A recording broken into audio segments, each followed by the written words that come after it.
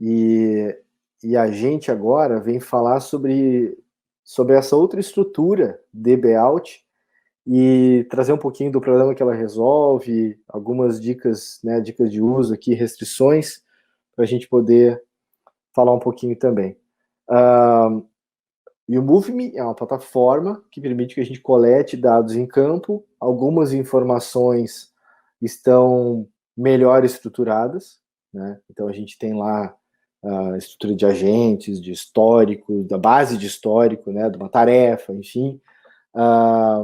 Mas toda vez que você cria um campo novo, que você faz alguma coisa diferente, que você muda alguma configuração, tudo isso acaba virando uma estrutura de acompanhamento ali. Quer dizer, eu preciso saber como é que essa coisa está acontecendo, o que mudou, como é que mudou, e isso pode gerar algum tipo de problema na hora que você vai fazer uma consulta. Então a gente, através do DBOut, a gente consegue ter uma forma mais estruturada para poder visualizar esses dados em cima do DBView, né? Então, se eu fosse resumir, o Marcelo e Fábio, daria para dizer que é para transformar linhas em colunas? Dá para Exatamente isso que eu ia falar. Na verdade, eu enxergo o DBOut como ele te traz as informações do DBView mais ou menos no formato de um arquivo de exportação, da forma que a gente exporta as execuções, né?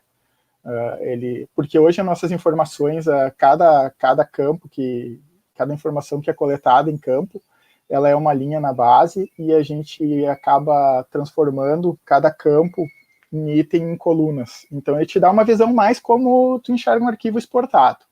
É mais ou menos o que a exportação faz, mas o que a gente usa? Não são tabelas criadas, e sim são views. Então a gente tem que ter muito cuidado na utilização dessas views, né?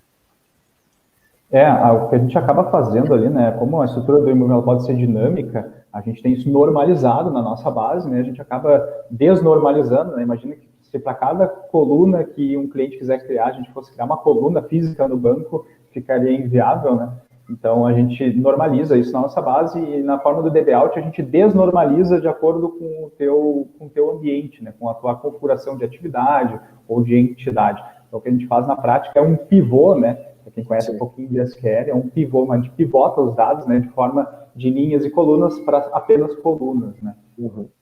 E eu acho que tem uma questão aqui interessante, sobre, dependendo, eu acredito que na maioria dos casos a galera se liga muito nisso, né, na configuração de campos alternativos, né, identificador alternativo, de como que essa informação está ali organizada, e eu acho que tem um movimento de a gente garantir que a gente está fazendo essa configuração de forma correta, porque ela vai ser útil já era útil na exportação de arquivo, né? Você poder localizar lá a coluna em cima do nome que você coloca lá para o identificador também, né? Poder usar esse mesmo tipo de estrutura, mas aqui, no caso do DBOut, ela se torna essencial, né? Então mostra um pouquinho aí, Marcelo, o que acontece quando não tem configurado, e aí na sequência eu vou mudar aqui uma configuração para a gente poder ter o alternativo aí. Perfeito. Então, dando uma olhadinha na minha tela aqui, eu até preparei alguns passos antes da gente conseguir consultar o DBOut, né? O DBOut ele não vem gerado, né, por padrão dos ambientes. Então, se você quer gerar o DBOut, você pode chamar essa função aqui.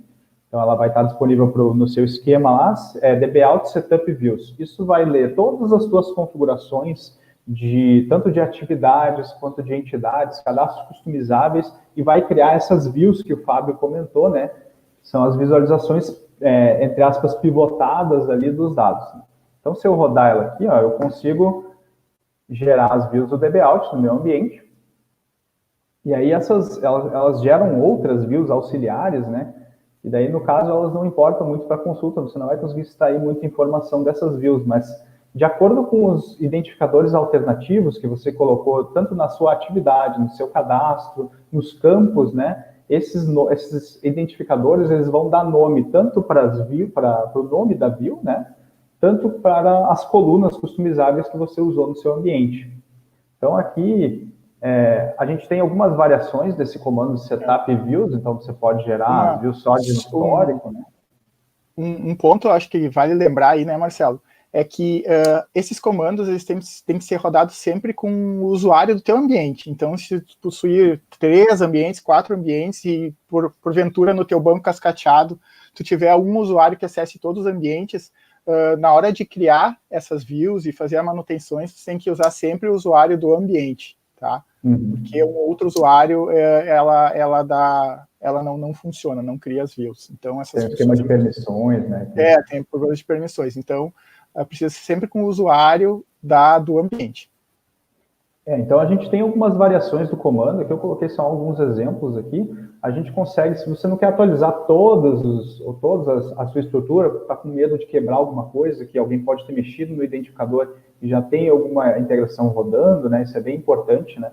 A gente consegue atualizar só as views de um tipo de atividade, então, aliás, de uma atividade, né? Então, você pode informar o ID da atividade do YouMove lá, e ainda indicar se tu quer continuar com campos que já foram inativados ou não, né, para manter retrocompatibilidade com integrações que já estão rodando, né, isso é bem comum para quem trabalha com integrações.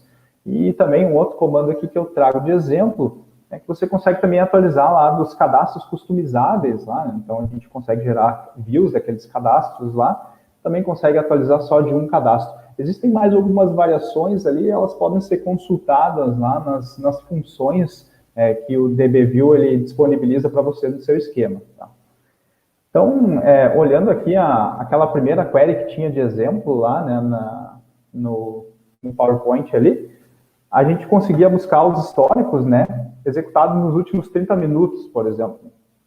Então, essa aqui é a forma não normalizada, digamos assim, até aqui eu não tenho nenhum dado, deixa eu pegar um pouco mais antigo. Então, aqui eu tenho uma sequência de dados já, tudo normalizado da forma YouMove, digamos assim, né? E no DBOut, né, quando a gente vai consultar, aliás, quando a gente não usa o DBOut, né, se a gente for pegar, por exemplo, esse histórico aqui, vou pegar o ID do histórico e vou consultar o History Value, né, que são os dados daquele histórico, os campos preenchidos nas atividades lá no mobile. Eu consigo consultar aqueles campos, ó, e aí eu vou mostrar a forma normalizada, né, não pivotada para vocês dos dados. Então, vejam, cada coluna que tinha naquela atividade, ela virou uma linha. E aí a gente consegue ver o nome do campo lá, né, e se ele tinha um identificador alternativo ou não. Então, aqui, inclusive, o valor que foi preenchido, interno e externo, né. Então, essa é a forma não DBOut, né, de consultar as informações. E aí a gente tem a forma DBOut de consultar as informações, que daí a gente faz esse pivotamento, né, dos dados, a gente transforma essas duas linhas, por exemplo, em 2 colunas, né, que fica muito mais fácil de trabalhar com integrações e tudo mais, ao invés de ficar trabalhando com linhas, percorrendo as linhas para olhar cada valor. Então, se a gente consultar, por exemplo, essa DBOut History, a entrega simplificada, esse a entrega simplificada aqui é o identificador alternativo da atividade, né? Então, se a gente dá uma olhadinha aqui, o que foi executado nos últimos 30 minutos, a gente não tem nada. E agora eu vou pedir para o Daniel executar aí uma atividade dessa entrega simplificada para nós, para a gente ter um modelo de dados e dar uma olhadinha aqui no que foi preenchido. Eu estou fazendo tem uma assinatura que ele pede aqui, eu estou fazendo. Deixa eu ver aqui. Vou avançar. Não quero participar da satisfação. Finalizei. Vamos ver aqui.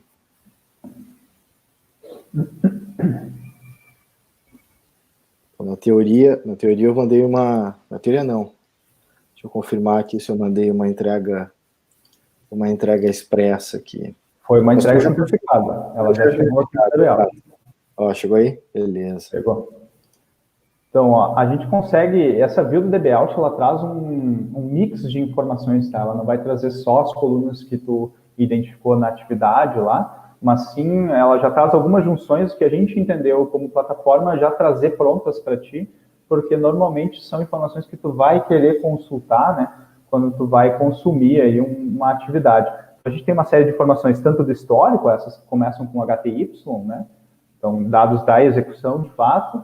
A gente tem algumas informações que a gente traz da task, então TSK, underline, são informações relativas à tarefa, então data de inicialização, finalização, isso tudo são campos da plataforma mesmo, né? Quando a gente chega mais para o final da view, a gente começa a entrar em campos que a gente chama de campos customizáveis, dinâmicos, né?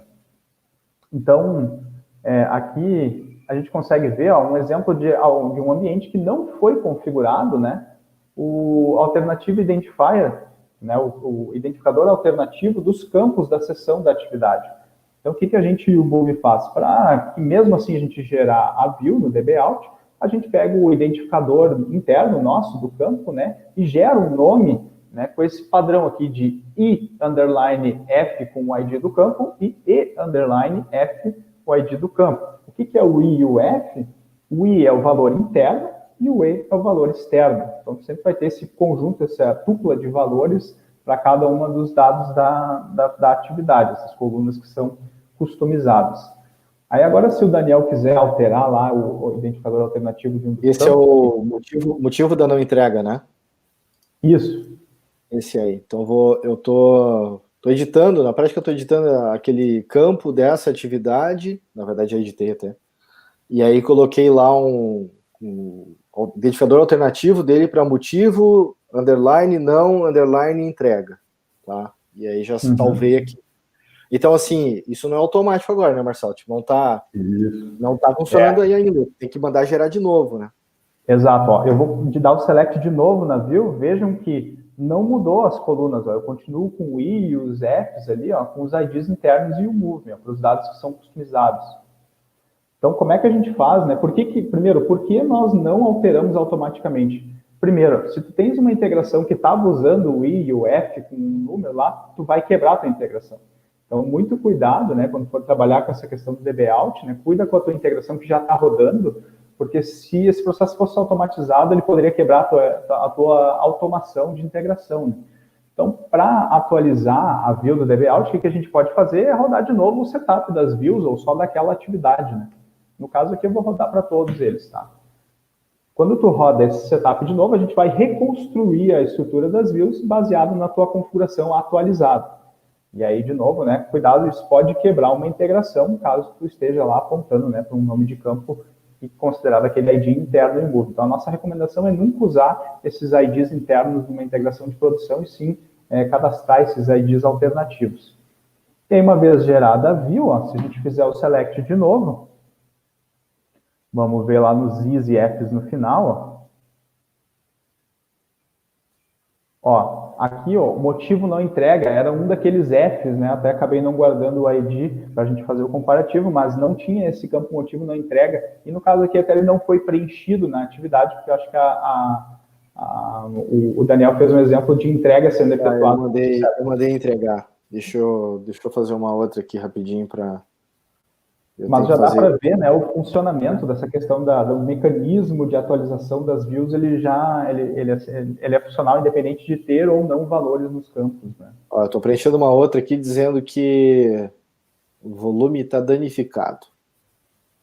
Eu estou mandando de volta aqui para a história. Beleza. Outra coisa que a gente também comentou já ali no início da live é a questão de fazer combinações de integração, né?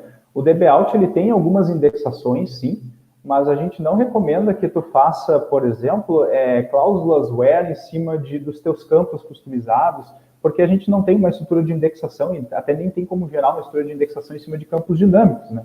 Então, por exemplo, o Final Date Hour, ele é um campo indexado, se vocês observarem nos índices da base do DBView, no esquema de vocês, existe um índice em cima dele, né?